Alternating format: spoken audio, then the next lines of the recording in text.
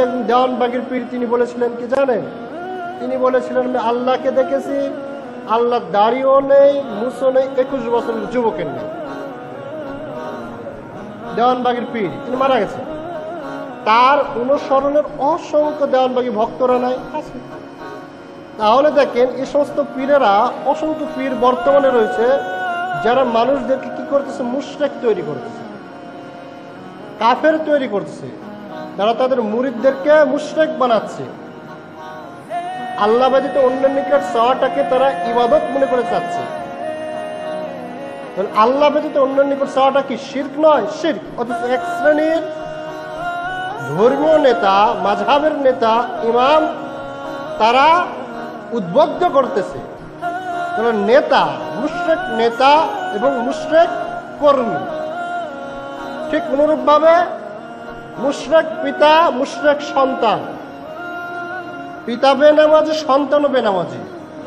যখন তারা জাহান্নামের মধ্যে দুইজনে উপস্থিত হবে, এমন মুহূর্তে যারা দুর্বল ছিল, মুরিদ ছিল পীরের কাছে দুর্বল, কারণ তারা জানে দুই পীর হলে দুই ডানাদের কোথায় নিয়ে যাবে, জান্নাতে নিয়ে যাবে। তাদের একটা আকীদা, এটা তাদের আকীদা, পীর সাহেব যেটা বলবে সেটাই চোখ বুঝে মেনে নিতে হবে। ঠিক অনুরূপভাবে মাযহাবের এক শ্রেণীর কিছু গোড়া আপনার কর্মী রয়েছে, অনুসরণ করতেছে, মাযহাবে যেভাবে রয়েছে ঠিক সেইভাবে পালন করতে হবে। কোরআনে থাক, হাদিসে থাক অথবা না থাক, আমার মাযহাবে যেটা হচ্ছে ঠিক সেইভাবেই আদায় করবে। অনেক লোক রয়েছে আমার মাযহাবে তোমার কথার সাথে মিলতেছে না, রাসূলের হাদিসের সাথে মিলতেছে না, কিন্তু আমার মাযহাবে এইভাবেই রয়েছে, সুতরাং এইভাবেই আদায় করবে। মাযহাবের নেতা যদি খারাপ হয়, পীর যদি খারাপ হয়, বাপ যদি খারাপ হয়, তাহলে কাল কিয়ামতের দিন দেখেন ওই পিতা, ওই সন্তান, ওই নেতা, ওই কর্মী, ওই মাযহাবের ইমাম এবং ওই মাযহাবের যত কর্মী, সমস্ত ব্যক্তিরা এরা কি বলতেছে, আগে বলছে এরা মুশরিক, এরা কি মুশরিক, এরা হচ্ছে কাফের, এরা খারাপ কাজের দিকে কি করছে, উদ্বুদ্ধ করে তারা মারা গেছেন। নেতাও মারা গেছেন, কর্মীও মারা গেছেন, বাপও মারা গেছেন, সন্তানও মারা গেছেন। যখন তারা একত্রে জাহান্নামের মধ্যে যখন আগুনে উলট পালট খাচ্ছে, এমন মুহূর্তে ওই যে চিনতে পারবার সন্তান এটা তোমার বাপ, তখন তিনি বলবেন জি তুমি যে আমার বাপ, তুমি কেন আমাকে কোরআন শিক্ষা দিলে না, তুমি কেন আমাকে নামাজ শিক্ষা দিলে না? যদি আজকে আমি কোরআন পড়তাম, যদি আমি নামাজি হতাম, যদি আমি আল্লাহ সম্পর্কে জানতে পারতাম, এই জাহান্নামের যে এত ভয়াবহ শাস্তি এটা সম্পর্কে যদি জানতে পারতাম, তাহলে দুনিয়াতে আমি সতর্কতা অবলম্বন করে চলতাম এবং জাহান্নামের অধিবাসী হতাম না। সুতরাং তুমি পিতা, তুমি আমাকে শিক্ষা দাওনি, যার কারণে আল্লাহর নিকট ফরিয়াদ করে বলছে আল্লাহ আমি তো জাহান্নামে এসেছি কি জন্য, আর বাপের জন্য জাহান্নামে এসেছি, আর বাপ আমাকে শিক্ষা দেয়নি। আমি তো জাহান্নামে এসেছি এই নেতার জন্য, জাহান্নামে এসেছি এই নেতা আমাকে কখনো সঠিকটা বুঝায়নি। আমি তো জাহান্নামে এসেছি এই পীরের জন্য, জাহান্নামে এসেছি। সুতরাং কি করো আল্লাহ, তুমি তাদেরকে দ্বিগুণ শাস্তি দাও। গত যে আয়াতগুলো সুন্দরভাবে উপস্থাপনা করা হয়েছে, কত কঠিন বাক্য, কোন চিন্তা ভাবনা করেননি যে সন্তানের জন্য এত কিছু করতেছেন, উল্টা দিন শিক্ষা না দেওয়ার কারণে ওই সন্তান ওই পিতার জন্য দ্বিগুণ শাস্তি কামনা করতেছে এবং তাকে দুগুণ শাস্তি দেওয়া হবে। এমনকি এক পর্যায়ে সন্তান বলে আল্লাহ এই পিতাকে আমার কাছে নিয়ে এসে দেন, আর পায়ের তলায় রেখে তাকে পদাদলিত করবে। কত কঠিন ব্যাখ্যা। নেতাকে নিয়ে এসে দেন, নেতা আমাকে বলেছে অমুক জায়গায় অমুক ব্যক্তি হত্যা করতে হবে, আমি জানি না, বুঝি না, হত্যা করে ফেলেছি, সেও জাহান্নামী, আমিও জাহান্নামী। তাই বাপ দাদা, নেতা নেত্রী, আলেমদের অনুসরণ করার ক্ষেত্রে অবশ্যই কোরআন হাদিসের মাপকাঠির যে নিয়ম নীতি রয়েছে, সেই নিয়ম নীতি ঠিক রেখে যদি আপনি অনুসরণ করেন, ইনশাল্লাহ নাজাত পাবেন, অন্যথা আপনি নাজাত পাবেন না। এখন অনেক নেতা রয়েছেন, এ সমস্ত নেতারা হচ্ছে ভালো। অনেক পিতামাতা রয়েছেন, তাদের সন্তানকে কোরআনের হাফেজ তৈরি করেছে। পিতার বর্তমানে পিতার যতদিন তার আন্ডারে ছিল ততদিন পর্যন্ত তার যে দায়িত্ব ছিল সে দায়িত্বের অবহেলা করেনি ওই পিতা, তাকে কোরআনের হাফেজ তৈরি করছে। কিন্তু পরবর্তীতে বাপ যখন বৃদ্ধ হয়ে গেছে তখন দেখতেছে কোরআনের হাফেজ 5 ওয়াক্ত তো নামাজ পড়ে না, এমনকি শুক্রবারে পর্যন্ত নামাজ পড়ে না। এরকম হাফেজ নাই, অনেকে আফসোস করে যে হুজুর কথা তো বলতেছেন যে সন্তানকে এটা করতে হবে সেটা করতে হবে, আলেম বানাতে হবে, আমি তো ঘাটতি করি না, আমি তো কোরআনের হাফেজ তৈরি করেছি, উনি তো 5 ওয়াক্ত সালাত আদায় করে না এবং শুক্রবার আদায় করে না, এর জন্য কি কাল কিয়ামতের দিন আমাকে ধরা হবে? অনেকের এটা প্রশ্ন নাই।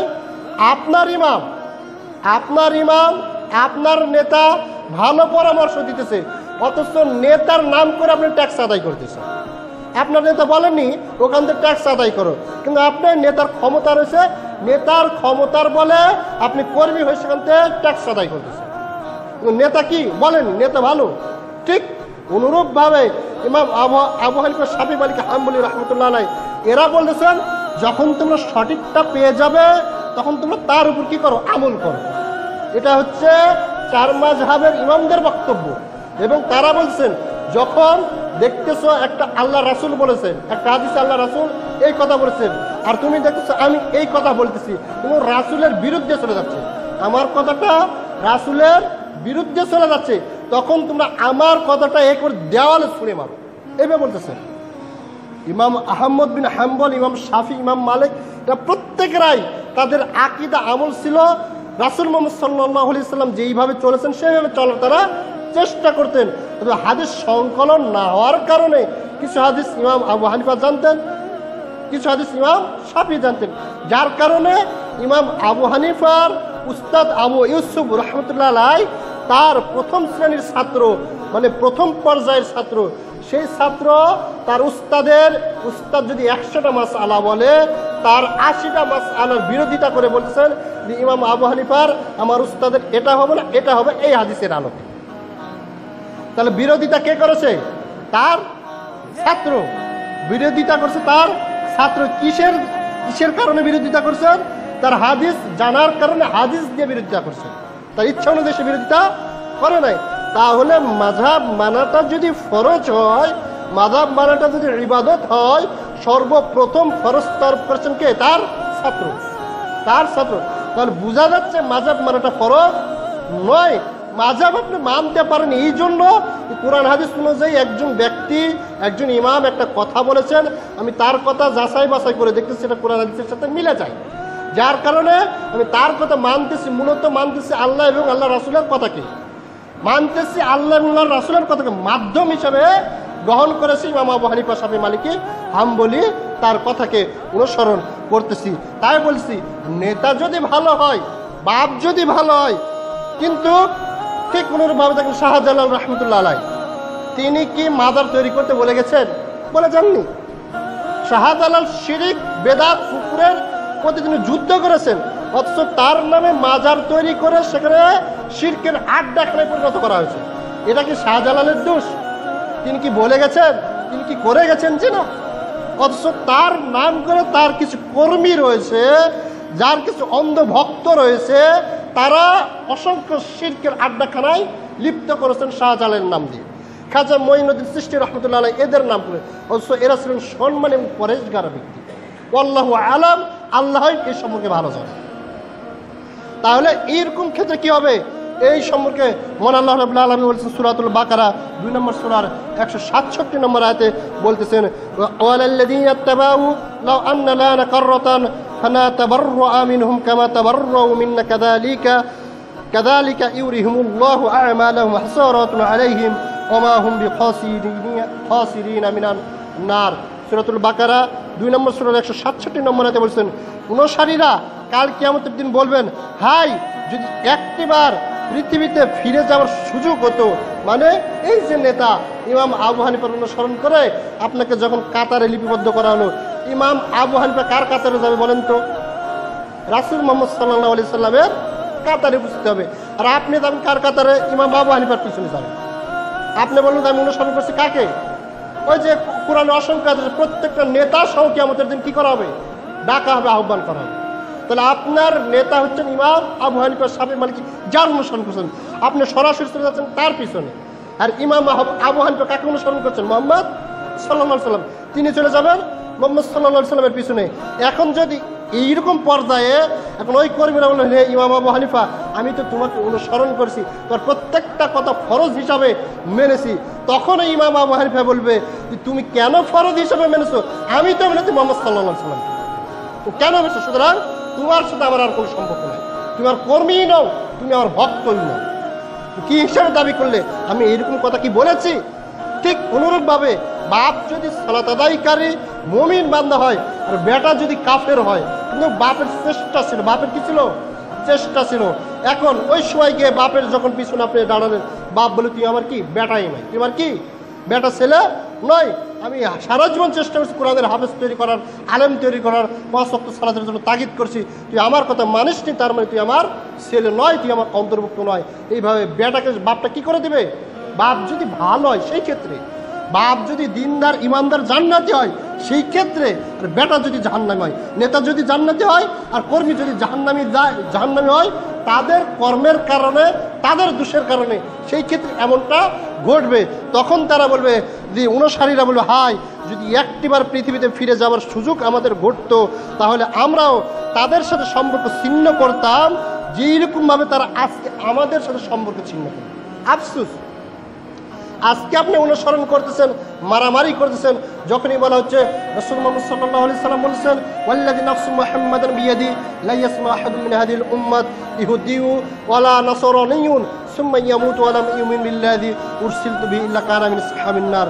রাসূল মুহাম্মদ সাল্লাল্লাহু আলাইহি সাল্লাম বলেন, সহিহ মুসলিম 10 নম্বর হাদিস, মিশকাতের 10 নম্বর হাদিস, রাসূল মুহাম্মদ সাল্লাল্লাহু আলাইহি সাল্লাম বলেন, আমি মুহাম্মদ সাল্লাল্লাহু আলাইহি সাল্লাম আল্লাহর কসম করে বলতেছি, আল্লাহর শপথ করে বলতেছি, যার হাতে আমার আত্মা রয়েছে, যার হাতে আমার জীবন রয়েছে, কোনো ব্যক্তি যদি আমার একটা মাত্র হাদিস শুনবে, কোনো ব্যক্তি যদি আমার একটা মাত্র কথা শুনবে, রাসূল মুহাম্মদ সাল্লাল্লাহু আলাইহি সাল্লাম এইভাবে সালাত আদায় করতেন, রাসূল মুহাম্মদ সাল্লাল্লাহু আলাইহি সাল্লাম এইভাবে জিকির আজগার করতেন, রাসূল মুহাম্মদ সাল্লাল্লাহু আলাইহি সাল্লাম এইভাবে ইবাদত বন্দি করতেন, একটা মাত্র কথা শুনবে, একটা মাত্র হাদিস শুনবে, অতঃপর ওই কথার প্রতি ঈমান না এনে, ওই কথার প্রতি আমল না করে, ওই কথার প্রতি বিশ্বাস স্থাপন না করে ওই ব্যক্তি যদি মারা যায়, ওই ব্যক্তি যদি বলে রাসূল মুহাম্মদ সাল্লাল্লাহু আলাইহি সাল্লাম এইভাবে সালাত আদায় করছেন, হাদিস পেলাম, আমার মাযহাবে নেই, সুতরাং আমি এটা মানি না। তো রাসূল মুহাম্মদ সাল্লাল্লাহু আলাইহি সাল্লাম এইভাবে দোয়া করতেন, ঠিক আছে, কিন্তু আমার মাযহাবে নেই, আমার বাপ দাদার আমল থেকে এইভাবে দোয়া চলে আসতেছে, সুতরাং ওটা আমি গ্রহণ করব না। এই কথা বলে যদি কোনো ব্যক্তি যদি ইন্তিকাল করে, যদি মারা দেয়, রাসূল মুহাম্মদ সাল্লাল্লাহু আলাইহি সাল্লাম বলেছেন ওই ব্যক্তির থাকার জায়গা হলো জাহান্নাম। তাহলে রাসূল মুহাম্মদ সাল্লাল্লাহু আলাইহি সাল্লাম বলেছেন, আনাস রাদিয়াল্লাহু আনহু তিনি বলেছেন, লা ইউমিনু, ওই ব্যক্তি কখনো নিজেকে মুমিন বলে দাবি করতে পারবে না, হাত্তা আকুনা হাব্বা ইলাইহি মিন ওয়ালাদিহি ওয়ান নাস আজমাইন, তার নিকট তার পিতামাতা, তার সন্তান সন্ততি, ওয়ান নাস আজমাইন, পৃথিবীতে যত মানুষ আসবে, যত মানুষ এসেছে, সমস্ত মানুষের চাইতে আমার দাম, আমার কথার দাম, আমার হাদিসের দাম তার নিকট যতক্ষণ না প্রিয় না হবে, ততক্ষণ পর্যন্ত ওই ব্যক্তি নিজেকে মুমিন বলে দাবি করতে পারে। বুখারী মুসলিমের বর্ণনা। তাহলে আপনার পিতামাতার চাইতে ভালোবাসতে হবে কাকে? রাসূল মুহাম্মদ সাল্লাল্লাহু আলাইহি সাল্লামকে। রাসূলকে ভালোবাসা মানে রাসূলের অনুসরণ করা, তার আনুগত্য করা, রাসূল মুহাম্মদ সাল্লাল্লাহু আলাইহি সাল্লাম যেইভাবে চলছেন সেইভাবে চলা। এখন একটা আমি বললাম শবে বরাত রাসূল মুহাম্মদ সাল্লাল্লাহু আলাইহি সাল্লাম করেননি, এখন আপনি বলছেন আমার বাপ দাদার 14 গোষ্ঠীতে শবে বরাত পালন করে আসতেছি, রাখো তোমার রাসূলের কথা, রাখো তোমার কথা। এটা মূলত কাকে আপনি অমান্য করলেন? স্বয়ং রাসূল মুহাম্মদ সাল্লাল্লাহু আলাইহি সাল্লামকে আপনি অমান্য করলেন। এর প্রত্যেকটা ক্ষেত্রে যদি আপনি যদি এইরকমভাবে ধরতে চাই, আমরা বিবাহের অনুষ্ঠানে কি করি? বরকে দেখেন, বিবাহের অনুষ্ঠানে যখন কালমা করা হবে, ঠিক এইরকম মুহূর্তে বরের কাছ থেকে 2 রাকাত সালাত আদায় করে নিই না? অনেক জায়গায় রয়েছে 2 রাকাত বিবাহের মজলিসে বরের নিকট হতে সালাত আদায় করার পরে কালমা করি আমরা। এখন যদি আমি বলি রাসূল মুহাম্মদ সাল্লাল্লাহু আলাইহি সাল্লাম যে 2 রাকাতের সালাত আদায় করলেন, এই সালাতই রাসূল মুহাম্মদ সাল্লাল্লাহু আলাইহি সাল্লাম আদায় করতেন বাসর ঘরে। কোথায়? বাসর ঘরে। বরের জন্য বাসর ঘরের সালাত, বাসর ঘরের সালাত যদি কোনো ব্যক্তি যদি বিবাহ অনুষ্ঠানে আদায় করে, তাহলে কি সালাত আল্লাহর নিকট কবুল হবে? অসম্ভব, অসম্ভব। আজকে জুমার সালাত আমি চিন্তা করলাম সময় নেই, আসর বেলা আদায় করব, আর মানে সময় রয়েছে, জুমার সালাতের সময় রয়েছে, সুতরাং এটা 2 রাকাত ফরজ। কয় রাকাত? 2 রাকাত ফরজ, আর আসরের 4 রাকাত ফরজ। এখন যদি আপনি যদি মনে করেন যে আসরেরও 4 রাকাত ফরজ, জুমারও 2 রাকাত ফরজ, সুতরাং আসরের নিয়ত করে 4 রাকাত যদি আদায় করেন, আর জুমারটা আসর বেলা আপনার সময় নেই, পাড়াবাড়ি সময় নেই, সেই ক্ষেত্রে 2 রাকাত আদায় করেন, সালাত কি হবে? কয়টা হবে না? জুমারটাও হবে না, আসরেরটাও হবে না, দুটাই হবে না, যে কোনো একটা কি হবে? একটাও হবে না। নিয়ম ভুল হওয়ার কারণে, পদ্ধতি ভুল হওয়ার কারণে জুমাও বাতিল, আসরেরটাও বাতিল। ঠিক অনুরূপভাবে বাসর ঘরের সালাত যদি কোনো ব্যক্তি যদি বিবাহ অনুষ্ঠানে পড়ে, তাহলে ওই সালাতে বাতিল, আবার এসে যদি বাসর ঘর পড়ে ওটাও বাতিল। কারণ তার নিয়াতের কি ছিল? ত্রুটি ছিল। সালাত দুইটাই মনে করেন, আপনি যদি এমনিতে যদি মনে করেন যে 2 রাকাত সালাত আদায় করেন, কোনো দোষ নেই, কিন্তু ইবাদত মনে করে আদায় করছেন। এখন এই ক্ষেত্রে যদি আমি যদি বলি রাসূল মুহাম্মদ সাল্লাল্লাহু আলাইহি সাল্লাম এইভাবে আদায় করতেন না, তখন আপনি বলছেন বাপ দাদার আমল থেকে করে আসতেছি। আমি বললাম কার কথা? কথা বলেন রাসূল মুহাম্মদ সাল্লাল্লাহু আলাইহি সাল্লামের কথা। আর আপনি যুক্তি দিলেন কার কথা? বাপ দাদার। যুক্তি দিলেন বাপ দাদার। ঠিক অনুরূপভাবে এই যে সালাত বিষয়ক রাসূল মুহাম্মদ সাল্লাল্লাহু আলাইহি ওয়াসাল্লাম এখানে হাত বাঁধতেন, এইভাবে রুকু করতেন, এইভাবে সিজদা করতেন। যখন আমি বললাম রাসূল মুহাম্মদ সাল্লাল্লাহু আলাইহি ওয়াসাল্লাম করতেন, আর আপনি বললেন আমার মাযহাবে নেই, আমার মাযহাবে নেই। তাহলে আমাকে অমান্য করলেন না রাসূল মুহাম্মদ সাল্লাল্লাহু আলাইহি ওয়াসাল্লামকে অমান্য করলেন? রাসূল মুহাম্মদ সাল্লাল্লাহু আলাইহি ওয়াসাল্লামকে অমান্য করলেন। তাই আল্লাহ রাসূল বলছেন, এমনকি ইহুদি হোক আর খ্রিস্টান হোক, হিন্দুও যদি আমার কথা যদি শুনে আর যদি বলে আমার ধর্মে নেই, তাহলে ওই ব্যক্তি যদি জাহান্নামে যাবে। তাহলে মুসলমান যদি হয় আর সে যদি বলে হ্যাঁ তোমার ধর্মে রয়েছে, তোমার রাসূল মুহাম্মদ সাল্লাল্লাহু আলাইহি ওয়াসাল্লাম বলছেন আমার মাযহাবে নেই, ওই ব্যক্তিকে জান্নাতে দেওয়া সম্ভব? এখন হিন্দু শোনার পরে যদি রাসূলকে মান্য যদি না করে, তার থাকার জায়গা যদি জাহান্নামে হয়, তাহলে মুসলমান নামধারী যারা রয়েছে তারা মাযহাবের দোহাই দে, ইমামের দোহাই দে, পীরের দোহাই দে, রাসূলকে যদি অমান্য করে, তার থাকার জায়গায় মনে হয় জান্নাতে হবে? হবে নাকি? অসম্ভব। তাই তারা বলছে যে আমি দুনিয়াতে তো তাদের অনুসরণ করেছিলাম, এই সমস্ত আলেমদের অনুসরণ করেছিলাম, অনেক আলেম রয়েছে, অনেক বক্তা রয়েছে, অনেক মুফতি রয়েছে, যাদেরকে আমি দেখি যখন বলে এই কাজ করা বেদাত, তখন কি বলে জানেন? তুমি করে যাও, যত পাপ হবে, যত অন্যায় হবে, কিয়ামতের দিন আমি দেখে নিব, বলে না? দেখবেন অনেক আলেম মুফতি রয়েছে, বক্তা রয়েছে, যখন বলা হচ্ছে আপনার ঘরানার আলেম, এবার সরাসরি বলে দিই, আমি একদিন বললাম ফরজ সালাতের পর সম্মিলিত মুনাজাত করা বেদাত, আপনাকে বললাম, আপনি তখন যারা বেদাতের পক্ষপাতী, যারা এটার কি পক্ষপাতী, এই সমস্তের মধ্যে একজন বড় আলেম, তাকে গিয়ে বললেন যে ওখানকার হুজুর তো বললেন ফরজ সালাতের পর সম্মিলিত মুনাজাত করা বেদাত। তখন ওই আলেম দলিল না দিয়ে তিনি বলছেন কি জানেন? যে তুমি করে দাও, যত বেদাত হবে, যত পাপ হবে, কিয়ামতের দিন আমি দেখিনি। আমি নিজেও শুনেছি, ওই আলেম বলতেছেন যত পাপ হবে, যত অন্যায় হবে, কিয়ামতের দিন আমি দেখে নিব। কে বলেছে বেদাত? ঠিক অনুরূপভাবে এখন ওই আলেমের কথা শুনে ওই সমস্ত মুসল্লিরা আমল করতে শুরু করে দিল। কিয়ামতের দিন গিয়ে দেখা গেল যে কুল্লু বিদআতিন যালালা ওয়া কুল্লু যালালাতিন ফিন নার। এখন কিয়ামতের দিন গিয়ে দেখা গেল ওই আলেম কিন্তু আদায় করেনি, ওই আলেম কিন্তু পড়েনি। দেখবেন যারা মিলাদ করে তারা কিন্তু কই পরের বাড়িতে মিলাদ খায়, কিন্তু নিজের বাড়িতে মিলাদ করে না। ওই আলেমরা দেখবেন পরের বাড়িতে বাপ মারা গেলে হুজুর হাফেজরা নিয়ে কি সুন্দরভাবে কোরআন পড়তেছে, অথচ নিজের বাপ মারা গেলে কিন্তু কোরআন পড়ে না। কারণ তিনি তো সঠিকভাবে আমল করেছে, কিন্তু তার কর্মীদেরকে বেদাতপূর্ণ আমল করিয়ে নিয়েছে। এখন তিনি সঠিক আমল করার কারণে তিনি চলে যাচ্ছেন কোথায়? জান্নাতে। কারণ এই সমস্ত কর্মীরা গিয়ে বলছেন হুজুর, হে ইমাম, হে আলেম, তুমি তো এত সুন্দর সুন্দর কথা বলতেন যে কিয়ামতের দিন আমি দেখে নিব, কিয়ামতের দিন আমি দেখে নেব, আজকে তুমি জান্নাতে চলে যাচ্ছ আর আজকে আমরা জাহান্নামে চলে যাচ্ছি। তখন তারা আফসোস করবে আর বলবে, এটা সুন্দরভাবে আল্লাহ রাব্বুল আলামিন কোরআনে উল্লেখ করে বলতেছেন, অনুসারীরা বলবে হায় আফসোস, যদি একটিবার পৃথিবীতে ফিরে যাওয়ার সুযোগ আমাদের ঘটতো, আল্লাহ যদি ঘটতো, তাহলে আমরাও তাদের সাথে সম্পর্ক ছিন্ন করতাম, যেমন তারা আমাদের সাথে সম্পর্ক ছিন্ন করলো।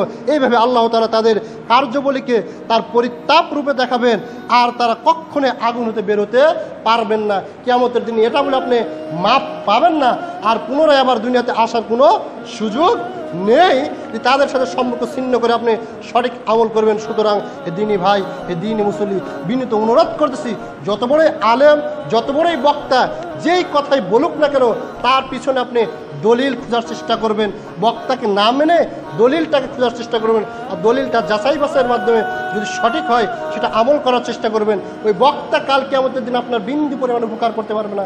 ওই আলেম যতই দুনিয়াতে বলুক না কেন আমি দেখে নিব, আমি পীর, আমি দেখে নিব, যতই বলুক না কেন কাল কিয়ামতের দিন ওই বক্তাও অসহায়, ওই পীরও অসহায়। মন আল্লাহ রাব্বুল আলামিন এই নেতার বক্তব্য আর সুন্দরভাবে উপস্থাপনা করে বলছেন। আর নেতারা সেই দিন আরও বলবে আমাকে কেন দোষারোপ করতেছো? ওই সমস্ত নেতারা, ওই সমস্ত পীরেরা, ওই সমস্ত বক্তারা, ওই সমস্ত আলেমরা সেই দিন বলবে তোমরা আমাকে কেন দোষারোপ করতেছো?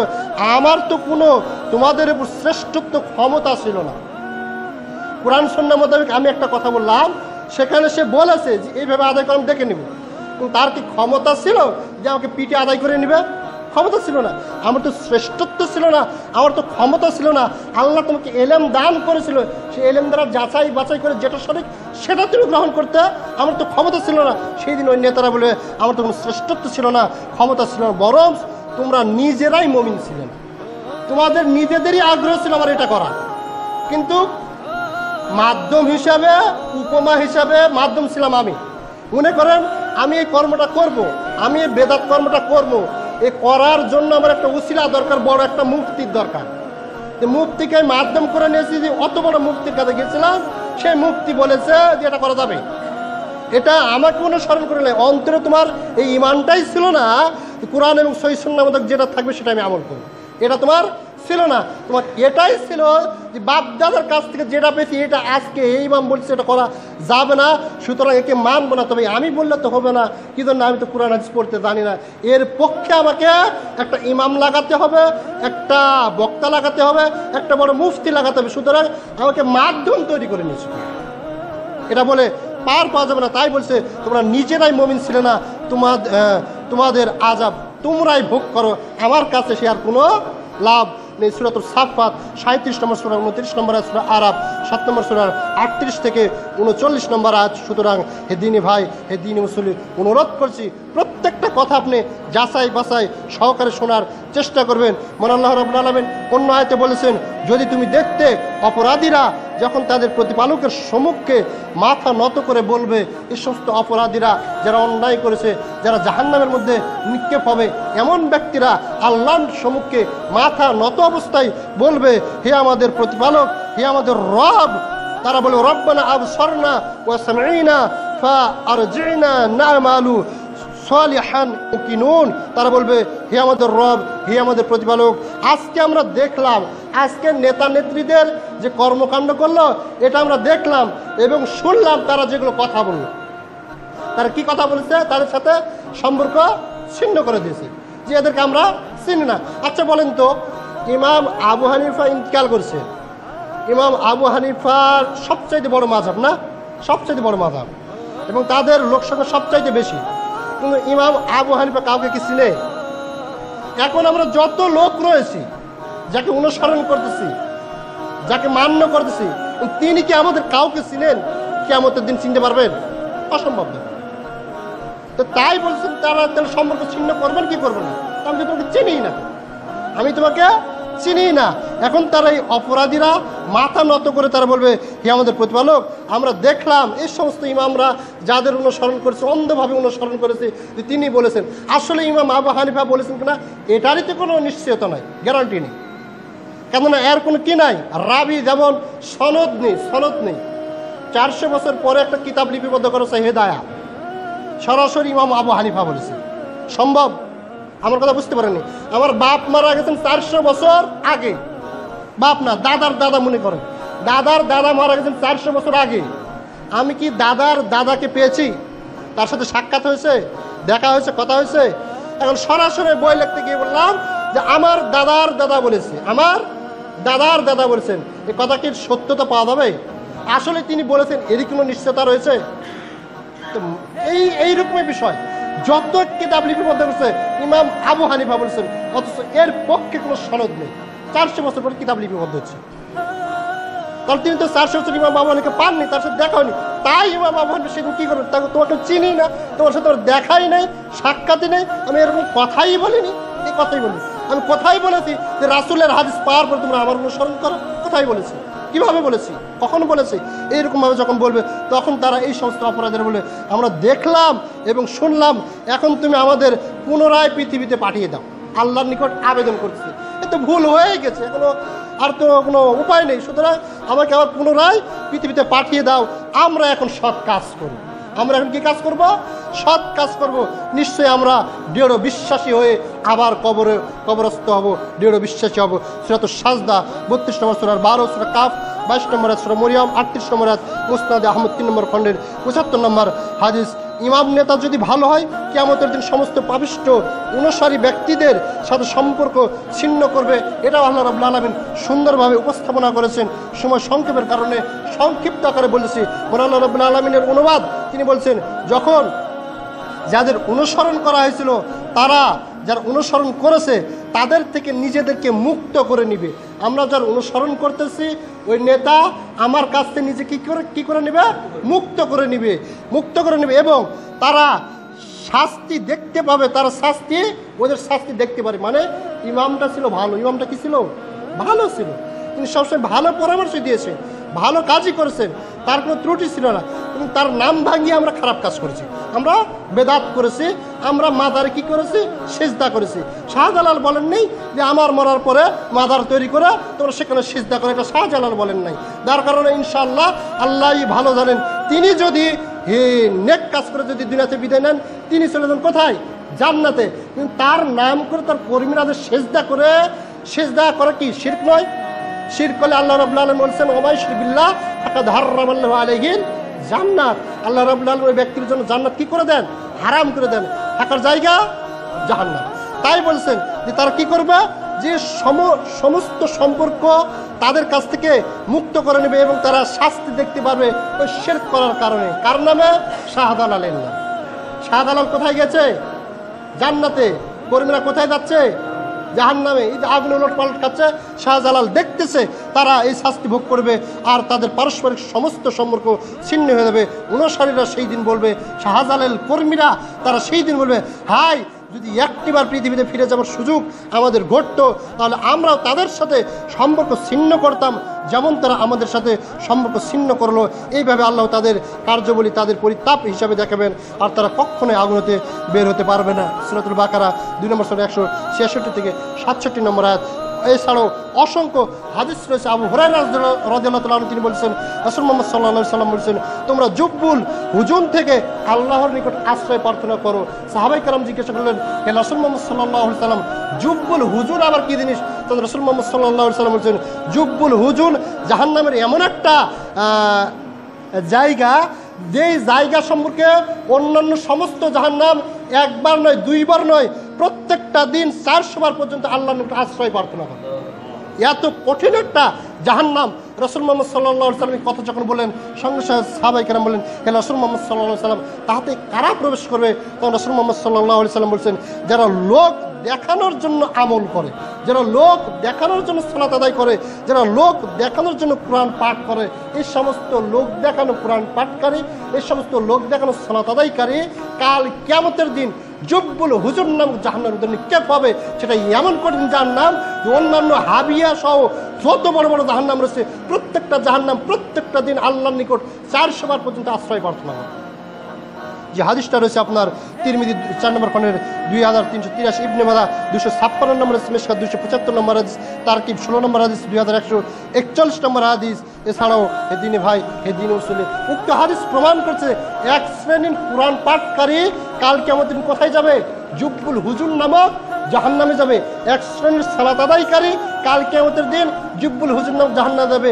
আজকে যদি একটা কথা যদি বলি আপনার অন্তরে অত্যন্ত কষ্ট হবে, ডাক কাটবে, কিন্তু এটাই বাস্তবতা যে আপনি ফজরের সালাত আদায় করেননি, জুমার সালাতের জন্য এসেছেন, তার মানে সমাজকে দেখানোর জন্য আপনি এখানে সালাত আদায় করতে এসেছেন। কষ্ট লাগতে পারে, বাস্তবতা এটাই। জুমার সালাতের জন্য এখানে এসেছেন আল্লাহকে খুশি করার জন্য। কাকে? আল্লাহকে খুশি করার জন্য। ফজরের সালাত কি আল্লাহ খুশি হন না?